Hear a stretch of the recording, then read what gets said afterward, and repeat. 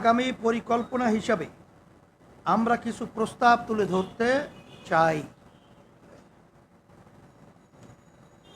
অনতিবিলম্বে স্বৈরাচার বিরোধী আন্দোলনে সক্রিয় এমন সকল রাজনৈতিক দল, পেশাজীবী ও বৈষম্য বিরোধী ছাত্র আন্দোলনের প্রতিনিধিদের সাথে পরামর্শক্রমে অনূর্ধ্ব 15 সদস্য বিশিষ্ট অন্তর্বর্তীকালীন সরকার গঠন করতে হবে, যার মেয়াদ 6 মাসের বেশি হতে পারবে না। 2, অন্তর্বর্তীকালীন সরকারের কেউ পরবর্তী নির্বাচনে অংশ নিতে পারবেন না। 3, গ্রহণযোগ্য তদন্ত কমিশন ও স্বতন্ত্র ট্রাইব্যুনাল গঠন করে জুলাই গণহত্যাকাণ্ডের বিচার করতে হবে। একই সাথে গত 16 বছরে গঠিত সকল রাজনৈতিক ও প্রশাসনিক হত্যাযজ্ঞ, গণহত্যা, গুম ও মানবাধিকার লঙ্ঘনের বিচার করতে হবে। তদন্ত সাপেক্ষে আহত নিহত পরিবারকে ক্ষতিপূরণ সহ পুনর্বাসনের ব্যবস্থা করতে হবে। এক্ষেত্রে যে সকল ব্যক্তি বা সংগঠন দোষী সাব্যস্ত হবে তাদেরকে রাজনীতি ও নির্বাচন থেকে স্থায়ীভাবে নিষিদ্ধ করতে হবে।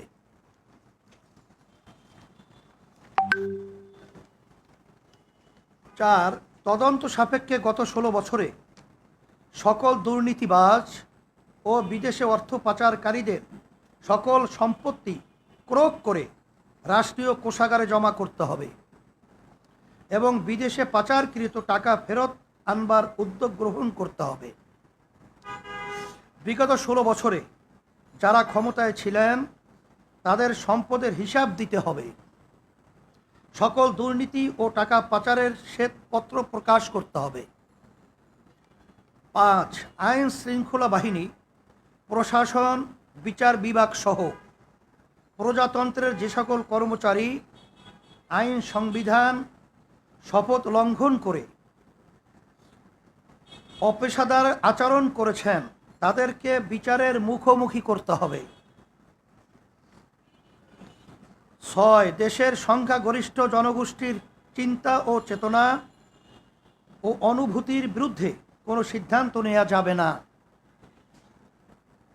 7, নির্বাচন কমিশনকে পুনর্গঠন করতে হবে এবং অবাধ, সুষ্ঠু, গ্রহণযোগ্য ও অংশগ্রহণমূলক নির্বাচনের জন্য সংখ্যানুপাতিক নির্বাচন পদ্ধতি পিআর চালু করতে হবে।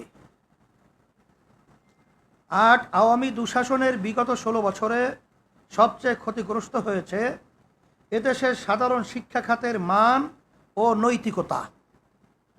এই ক্ষতি দ্রুত সময়ের মধ্যে কাটিয়ে ওঠার লক্ষ্যে দেশপ্রেমিক শিক্ষাবিদ ও ওলামায়ে কেরামের সমন্বয়ে একটি জাতীয় শিক্ষা কমিশন গঠন করে প্রয়োজনীয় পদক্ষেপ গ্রহণ করতে হবে। 9, ওলামায়ে কেরাম জাতির ধর্মীয় নেতৃত্ব প্রদান করেন। তারা উম্মাহর ঈমান, আমল রক্ষায় কাজ করেন। সেজন্য অন্তর্বর্তীকালীন সরকারে ওলামায়ে কেরামদের মধ্য থেকে প্রতিনিধি অবশ্যই থাকতে হবে।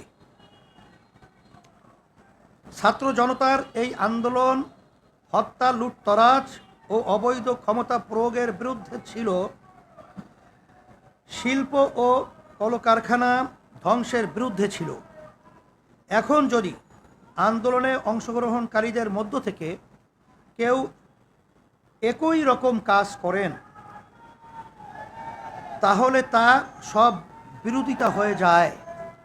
সেজন্য আমরা বিশ্বাস করি যারা লুটতরাজ, দখলদারি ও অরাজকতায় লিপ্ত তারা আন্দোলনে সম্পৃক্ত কেউ না, বরং তারা সুযোগ সন্ধানী।